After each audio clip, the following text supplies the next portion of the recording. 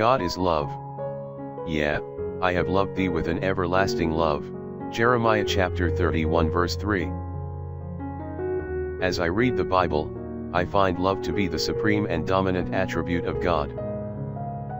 The promises of God's love and forgiveness are as real, as sure, as positive, as human words can make them. But the total beauty of the ocean cannot be understood until it is seen, and it is the same with God's love.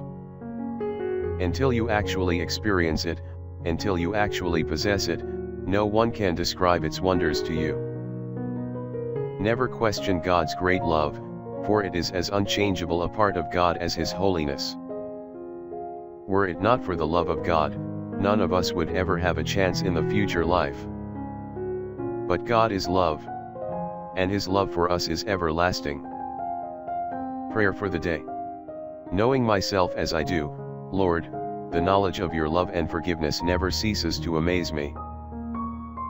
In the knowledge of this, help me to communicate to others that this love is theirs too, if they will only reach out for it.